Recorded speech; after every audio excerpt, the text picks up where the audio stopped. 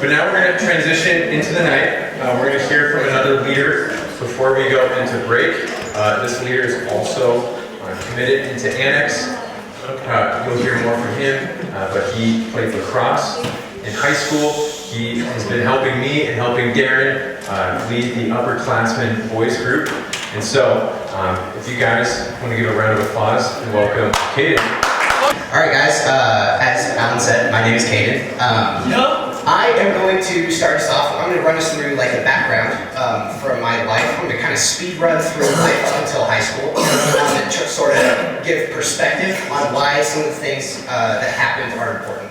Alright, so start off, I had a great childhood. I grew up on a really nice street. Had a ton of friends that lived like on the block, and we would play, play games all the time. We'd play like Mario Kart.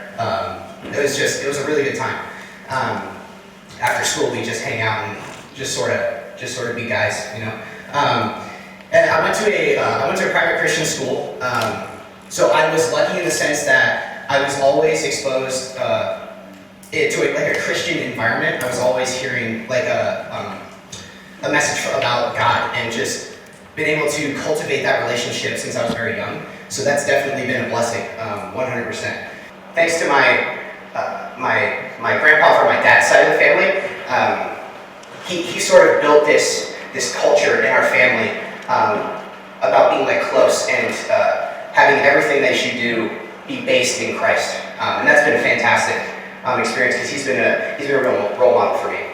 I played lacrosse since I was like 6 years old. And then I've played football for a total of 5 years. So going into high school, I was playing just lacrosse. I was taking a break from football, which was a mistake because my high school actually went to win the California State Championship, and they all got rings, and I did not, and I was really upset. But anyways, that's fine. My dad makes fun of me for it, and it's really funny. So sports have been they've been a way for me to outlet like extra energy that I got from the day. It's like if I didn't, then I would just be wrestling with my brother and just causing an absolute ruckus in the house, and my parents were never a fan of that because I was always, I used to be bigger and stronger than my brother. Yeah, stuck with football and lacrosse.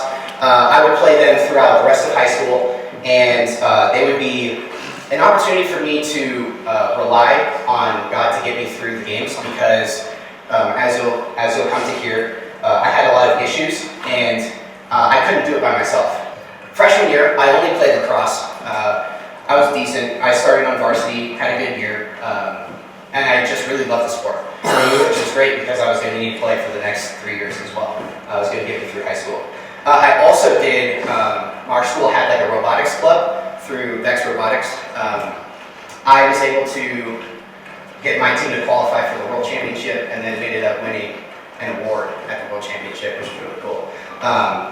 Still have the trophy at the high school, so it's a minor flex. All right, so freshman year is out the way.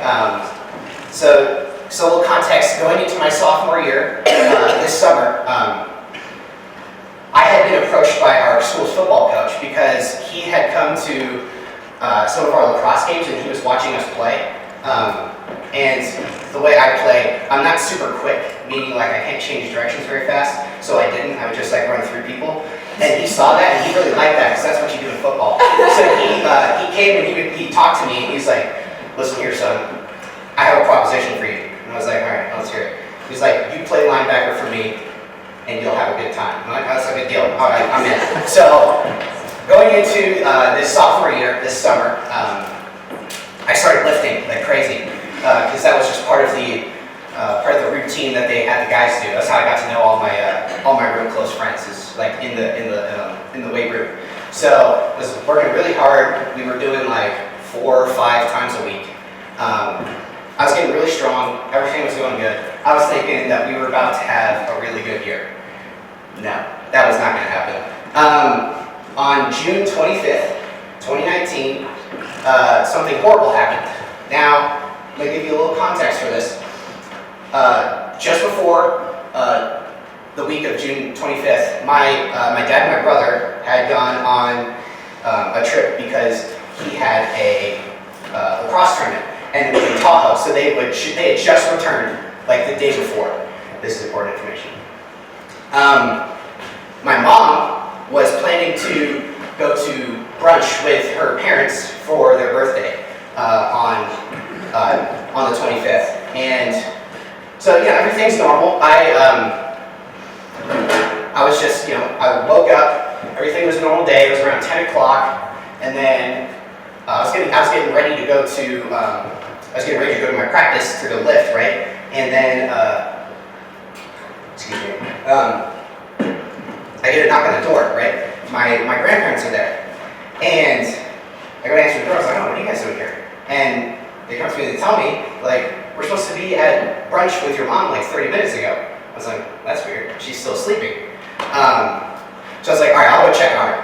I go to check on my mom to make sure she's up and good. I open the door and I don't see her in her bed, and I just assumed she was in the bathroom, right? So I went back out and I told them, "Hey, she's just getting ready.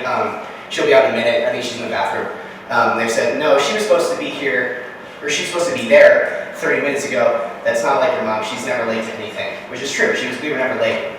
So we go back into her room, and the way the room's set up is you walk in and you turn left, and then there's the master bed is like in the corner, right?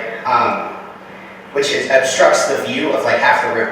So I couldn't see half the room. I walk over, just like looking for her, and when I get over to the other side of the bed, I see her laying on the floor. She was completely unresponsive.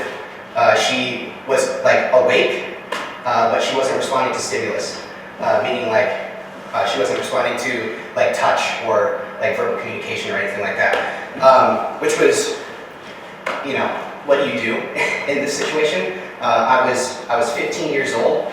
I didn't really know what was going on, and I'm not gonna lie, I was kind of freaking out. Didn't really know what to do.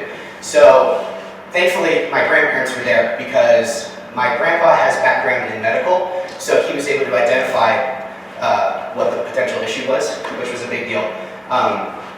We call 911, we get the ambulance there. I'm on the phone with my dad at the same time because he's at work, he's not home. He has no idea what's going on. I'm trying to walk him through what's happening.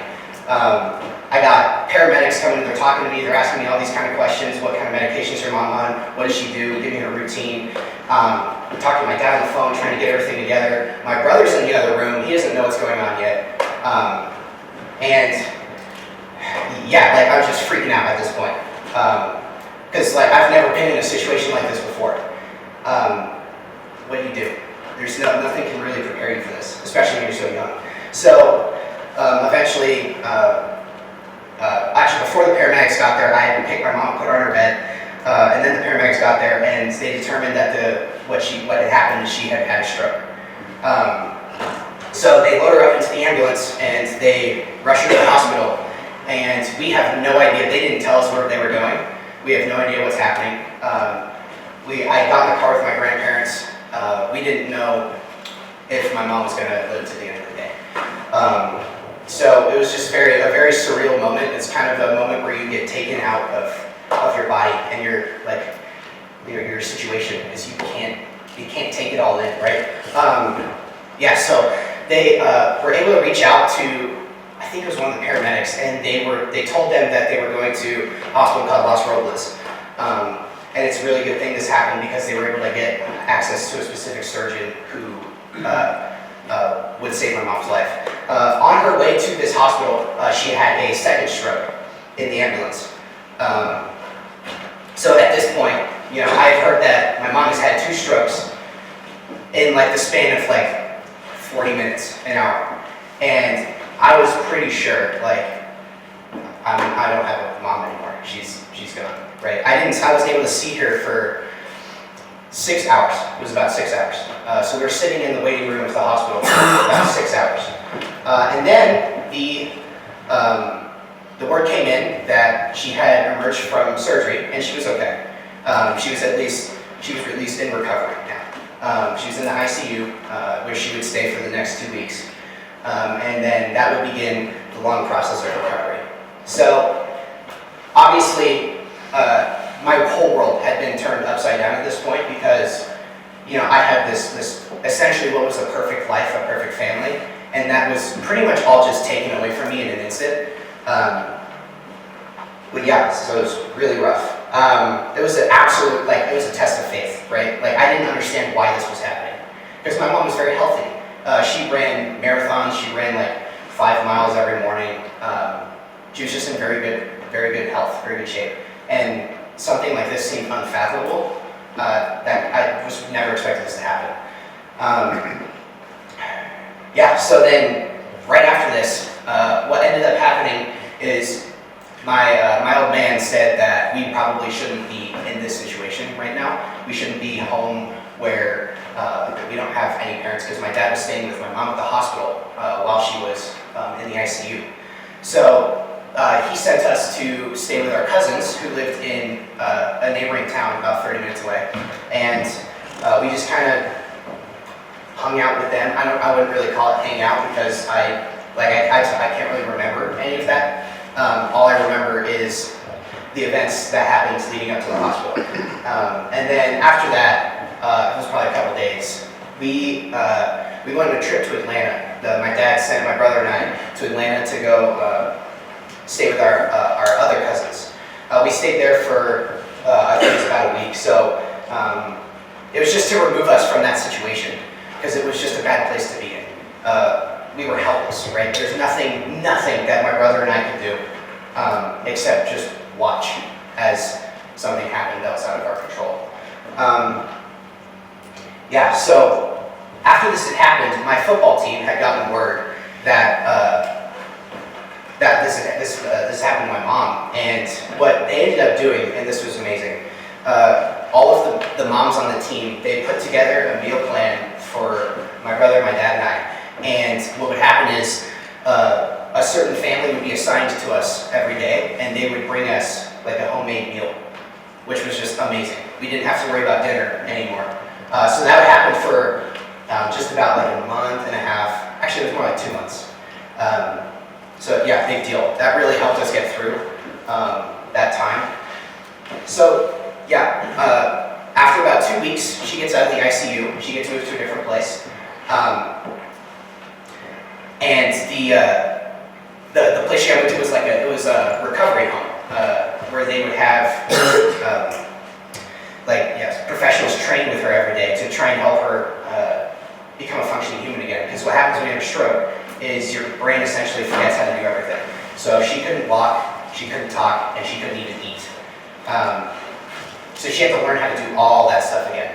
So that she would go to this training facility, and she would live there for the next month. And I didn't get to see a lot of my mom by the choice of my dad. He's like, I don't want you to see her like this, or he didn't say this, but it makes sense now. I probably wouldn't have handled that very well, seeing her in that kind of condition.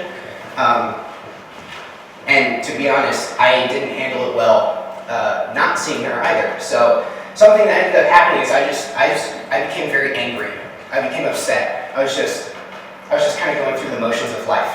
I was doing school, not really enjoying it, not very present in the moment. I was just mad, pretty much all the time. And thankfully, I had football, which was a great place to outlet some of that in a somewhat safe manner, because everyone else was wearing gear. I was questioning why God would let this happen. My mom she was a God-fearing woman, and this horrible thing happened to her. It seemed unfair. It didn't make sense. And I couldn't rectify that in my head. I couldn't understand why he would let something like this happen. And I would struggle with this fact for like the rest of high school, pretty much. Yeah, so let's go through the rest of high school. Yeah, I finished out the rest of that sophomore year, actually, because